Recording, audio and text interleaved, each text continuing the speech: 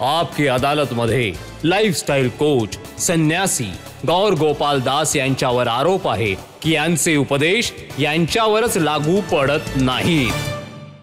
बघा, एक म्हण आहे, परोपदेश कुशल बहुतेरे. दुसऱ्यांना उपदेश देणं खूप सोपं आहे. बरोबर. तुमच्या जीवनाकडे जेव्हा आम्ही बघतो, तर तुमच्या पालकांना तर नव्हतं वाटलं की तुम्ही संन्यासी बनावं. हो.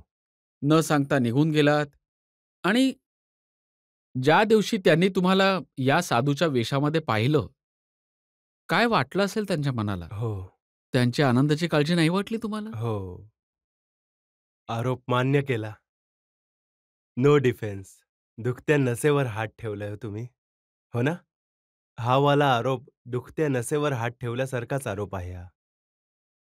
मी खूपदा म्हणतो, काही लोक आपल्या स्वप्नांसाठी आपल्या लोकांपासून वेगळे राहतात आणि काही लोक आप्तेष्टांसाठी स्वप्नांपासून लांब राहतात.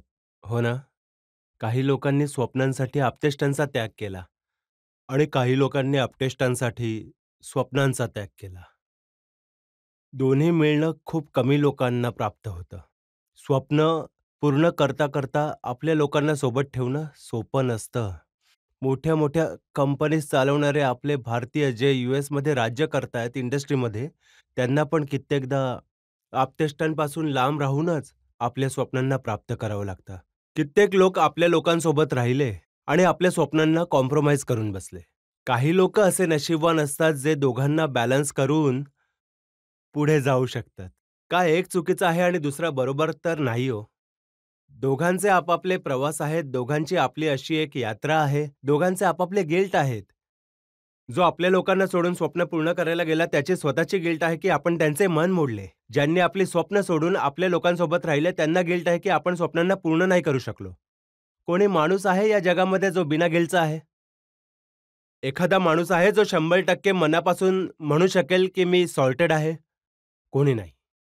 म्हणूनच जीवनातल्या या सत्याला स्वीकार करणं खूपच जास्त आवश्यक असतं आणि मी हे निश्चितपणे सांगतो, की माझ्या आई-वडिलांना जेवढ्या वेदना झाल्या, माझ्या आई-वडिलांना माझ्यामुळे जितके कष्ट पडले आहेत, त्यासाठी मी पूर्ण जबाबदारी घेतो. असं नाही म्हणणार, की पळून आलो समाजासाठी मोठं कल्याण करण्यासाठी निघालो होतो, म्हणून सगळं जस्टिफाईड आहे. शेवट मला जस्टिफाईड करतो. अजिबात नाही.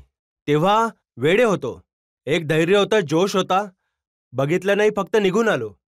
पण नंतर ही तर गोष्ट पक्की आणि आहे. तुमच्या इगोच्या नादामध्ये हो. कित्येक वर्ष तुम्ही वडिलांना नाही भेटलात. हो. त्यांच्यासोबत बोलला देखील नाही. ते तळमळत राहिले यासाठी की तुम्ही एकदा येऊन बोलाल त्यांच्याशी. हो, हो. ही जी गोष्ट तर बापरे!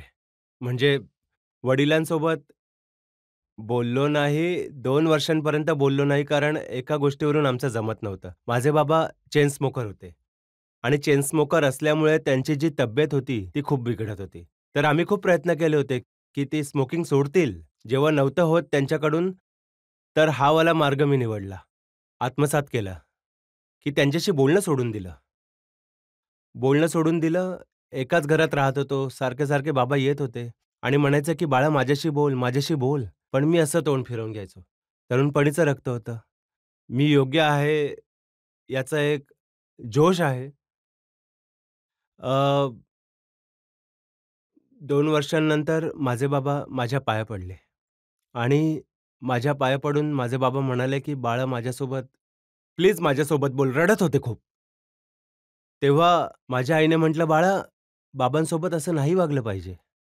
बाबा आहेत, चुकीचे पण असतील, पण आणि कोण धुतल्या तांदळासारखं आहे. आई-वडील आहेत, वंदनीय आहेत, पण त्यांच्यातही त्यांच्या कमतरता, त्रुटी सगळ्यांमध्येच असतात ना, माणूस आहोत आपण. बाळा बोल त्यांच्याशी."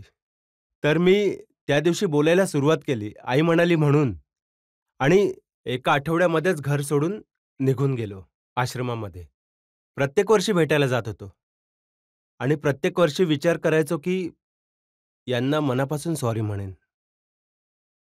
पण जसं यांनी म्हटलं, इगो आहे ना, आपल्याला नेहमी म्हणतो, की तुम्ही बरोबर आहात.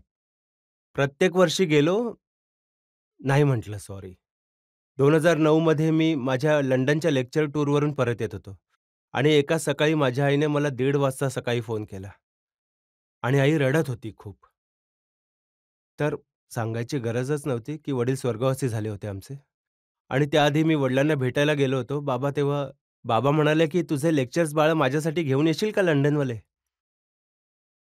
ते तर त्यांना देण्याची मला संधी सॉरी बोलणं तर लांबच राहिलं. पण ते लेक्चर मी पेनड्राईव्हमध्ये घेऊन गेलो टाकून.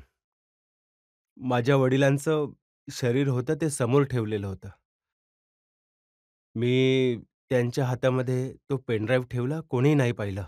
लेक्चर्सवालं. ते तर एकदमच भावनात्मक होतं पेनड्राईव्ह, ते तर नाही घेऊन जाणार, पण मागितलं होतं तुम्ही म्हणून दिलं. आणि त्यांच्या पायावर डोकं ठेवलं. काही अश्रू ढाळले, जे बाकीच्यांना नाही दिसले. आणि म्हणालो, की "बाबा, सॉरी." एक सेकंद. मी म्हणालो, "बाबा, sorry. I should have never done this to you." मी तुमच्यासोबत या प्रकारचं वर्तन कधीच करायला नाही पाहिजे होतं. पण आता ते सॉरी जिथे होते तिथे त्यांनी ऐकलं असेल, कारण त्यांना माहीत होतं मनापासून आलेलं. मनापासून आलेलं. राहिली गोष्ट इगोची, दुसऱ्याला दुटप्पीपणा आहे आणि दुसऱ्याला काही बोलणं आणि स्वतः काही वेगळंच करणं. मी ना स्वतःला कधीच संत नाही मानत. मला स्वतःला कधीच मोठा संत पुरुष वगैरे नाही मानत. मी स्वतःला एक साधक मानतो आणि साधक ना दररोज बेटर होत असतो. दररोज प्रगती करत राहतो. प्रत्येक वेळी अधिक उत्तम बनतो दुसऱ्यापेक्षा. इगोमध्ये कमी, आपल्या इगोवर काम करतो. मला तुम्हा सगळ्यांना एक गोष्ट सांगायची आहे मित्रांनो, नाती ना खूप किमती असतात. बातें ये कभी ना तू भूलना, कोई तेरे खातिर है जी रहा, तू जहाँ जाए महफूज हो, दिल मेरा मांगे बस ये दुआ. तुमच्या आईवडिलांची दुवा काय असेल हे गाणं कोणत्या वेगळ्या कॉन्टेक्स्टसाठी असेल? पण नेहमी एकच दुवा आहे, की तुम्ही सुरक्षित असावं. भाऊ जमत नाहीये, पटत नाहीये, चुकीचं होत आहे, हे होतंय, थोडी भांडणं होत आहे, ते चालतं पण याचा नात्यांमध्ये. एक अर्थ असा झाला, की जर तुम्हाला कोणाची तरी माफी मागायची आहे, हो. तर आत्ताच मागा, वाट पाहू आजच, नका. आजच, आजच. मी तुम्हाला ना तुमच्या पाया पडून विनंती करतो. मी हे कपडे घातले आहेत याचा अर्थ मी कोणी तुमच्यापेक्षा महान आहे हे कधीच नाही म्हटलं. तुम्हा सगळ्यांच्या पाया पडून तुमच्या पायावर डोकं ठेवून भीक मागतो. कोणाकडून काही राहिलं असेल ना, सगळं काही काढून टाका. उद्याला चान्स नाही मिळणार. उद्या मनातलं बाहेर काढायला चान्स नाही मिळणार.